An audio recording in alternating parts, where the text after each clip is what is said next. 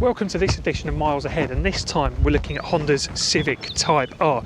Now in the last review we did, we looked at the Audi RSQ8 and said you shouldn't judge a book by its cover, and the Type R, I think you'd agree, is exactly the same. Everything's tuned up, it's very aggressive looking, and you'll know straight away if it's a sort of car that's for you or not. But as we said with the Audi, we shall say with the Civic Type R, we shall judge it on its merits. Now this is the Type R GT, which starts at £34,820. The only optional extra this car comes fitted with is the Championship white paint, which is £850. The GT pack is £2,000 more than the standard Type R as well, and it features mostly convenience-based things like blind spot assist, cross-traffic assist, dual zone climate control, parking sensors, that sort of stuff. So if you want a bit more comfort in your Type R, then that is the mode to go for. The GT also, these red lines on the carbon fibre at the front, they come as part of that, and as we move round, it comes with these, I really quite like them actually, these gloss black 20-inch wheels, and they come fitted with the Brembo brakes. This is of course a front wheel drive car, so most of the braking ability needs to be done at the front there. So as we walk around, we've got the carbon fibre trims along the side here as well. Bit of plastic there though, so there are, you can see where they've spent the money on this car and where they haven't, and all the focus is on the driving experience, which we'll get to in the drive along in a moment. So yeah, as we come around, you can see there's no Brembos fitted to the back there. As we come back, we get to the most divisive feature of the car, and that is this whopping great big spoiler. Again, not to everyone's cup of tea, but you know, if you like it, you like it. If you don't, you don't. I think it certainly suits the profile of this car again. So we've got more carbon fibre trim down there, and you get these triple exhaust pipes out the back there as well, which I think look really good, and they make quite a nice sound as well. So while we're here, we'll just have a quick look in the boot. So it's a 420 litre boot, so plenty of space in there, you know, no complaints really. And the concealing part comes across there, so if you want to make your luggage private, and there's another bit that looks a little bit fiddly to deal with, so I'm not going to play around with that now because I would have to put it back. So you can, you know, hide all your luggage away for those longer journeys and all that sort of stuff. But anyway, let's see what it's like inside. So we'll start in the back of the Type R. You know, it's a hatchback, so you know, you've not got loads of space. I mean, the driving seat is in my position. I'm 6'2". There's enough legroom there. Headroom gets a bit tight towards the back. I can't go back any further than that. But you get coat hook, you get a handle, and all that sort of stuff. And it's, you know, it's perfectly amenable. You get privacy glass as well. ISOFIX. Very easy to access, just a couple of flaps down here on both sides. But one point to note is that this is only a four-seater, so whilst there's no armrest here, there is no middle seat belt for a fifth passenger. So just something to note if you're regularly going to be carrying 5 people around. There's not really anything else to note. You get the door bins and all that sort of stuff, and yeah, it's fine. Let's have a look at the front. So this is a driver's position of the Honda Civic Type R, and it's very nice, very comfortable. It's quite an airy, spacious cabin, loads of headroom in here, and the seats are really, really comfortable. They hug you quite tightly down there when you're driving, so if you flinging it about a bit, you get plenty of support from the seat, which is good. There's Alcantara-lined steering wheel here, which Honda says is to improve grip, but if nothing else, it's nice to touch. There's a bit of Alcantara down here, and in the door lining, I mean, otherwise, you know, the rest of this is all plastic, and you get the sort of carbon fibre effect plastic there. That's not really where Honda have spent the money on this car. You get quite a spacious glove compartment as well. It's full of rubbish in there at the moment. Door bins are of a decent size as well, and there's quite a clever storage compartment here, although one slight complaint is it doesn't lock in place. When you're driving along, you can quite easily knock that. I mean, not that that's the end of the world. So we have a look in there, loads of space. It looks like there's only one cup holder, but they've been quite clever, so you can actually pull this one out, turn it around there, drop it in, and one cup holder becomes 2 cup holders if that's what you need. Otherwise, I mean, there's the titanium gear knob, and they said they've changed the ergonomics of this to be more of a teardrop shape, but it feels classically Honda Civic Type R. If you've driven one before, you'll be familiar with that gear lever, and the rest of the controls down here as well, so you can change the driving mode here. So it starts up in sport, which you know, gives you an indication of the direction of travel Honda are going with this car. Flick it down for comfort, and that just softens the dampers down quite nicely. So if you're doing urban driving and that sort of thing, you're probably going to be flicking it down into comfort quite a lot.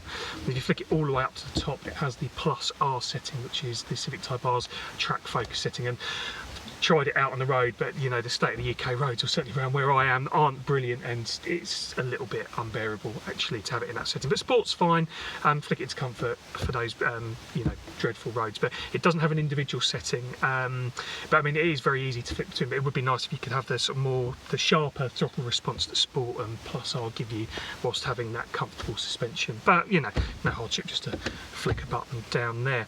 The infotainment system, we'll have a quick look at that as well. I mean, it's nothing special. I mean, it's not really why you're buying this car, for the entertainment system. It's functional, it's easy to use. I've got my phone paired up with it in seconds and all that sort of thing.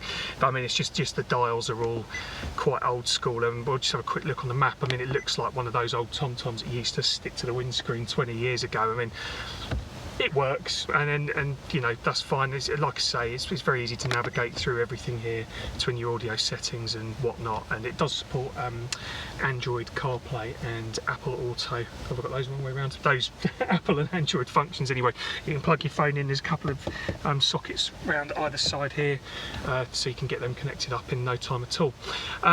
This, as I mentioned, is the GT pack, so it does come with a couple of optional extras as well. So that gives you the wireless charging plate down here, and you get the LED headlights as well, which, I mean, they work really well. So all in all, yeah, I'd say that this is a really comfortable place to be. But let's get onto the raison d'etre of this car, and that is the driving experience. Okay, so what's the Honda Civic Type R like to drive? Well, let's start with the engine. I think you'll agree it makes quite a nice aggressive sound. So it's a 2-litre turbocharged engine. This produces 320 PS, so it's around about 315 brake horsepower and old money. Now all the power is going through the front wheels, so it does lead to a little bit of torque steering when you're in first and second gear and you get to the top of the rev range. It just gets a bit skittish, but you know, nothing unmanageable, and that's just one of the prices you have to pay with having a front wheel drive car. Now on the front wheel drive point, if you are a fan of pub statistics and you like to throw them around with your friends, this car does hold a few track records for front wheel drive cars. So Nürburgring, Bathurst, Silverstone, Suzuka. This is the quickest front wheel drive car around all of those. And you know, whilst I wouldn't be able to go in and put those sort of laps down, I can see why. I mean, the handling is absolutely superb in this car. I mean, it's really engaging and good fun to drive, and the steering is wonderfully precise. When you just feel like you can really attack corners in it, and it just responds so sweetly, and you never really feel like it's good feedback. You know when you're getting to the edge, you know when you're about to push things too far, and the car responds accordingly. And it's a really revvy car, and it's got the VTEC, so you get a bit more power around, I think it's about 5,500 RPM. You get another kick in the back, and then it'll redline at 7,000 RPM. But it is a car that likes to be rev. It responds to a bit of a kicking, so you know, it's really is good fun to drive. It will put a smile on your face, this car, definitely. Really enjoyed having it this week, and you know, you're always just finding an excuse to get out in it. You're like, oh, we need to get some more milk, do we? All right, I will pop out to the shops that are 20 miles away and come back with a smile on my face, and that's the sort of effect this car has on you. Now, whether or not you get to that stage with this car, of course, is down to your taste, because I mean, it does look outlandish. I mean, as we touched upon on the walk around, I mean, that spoiler is really, I mean, it does split opinion. I mean, it's not for everyone. I mean, I'm in my mid-30s driving it around. I mean, 17-year-old me is going, yeah, this car's great, and I'm really pleased with you for having something like this. But you know, does it fit that sort of age profile? I mean, at 34,820 quid, it's not something that you can afford when you're in your teenage years and your early 20s and that sort of thing. So you know, the looks, you know, they do play a role in this car, and you know, whether or not you'd get one, which is a bit of a shame, because you know, from this position here, from this seat, this is definitely the best seat in the house for this car, and it's just so good to drive. And if you ever get the opportunity to drive one, do. I mean, it really is quite something.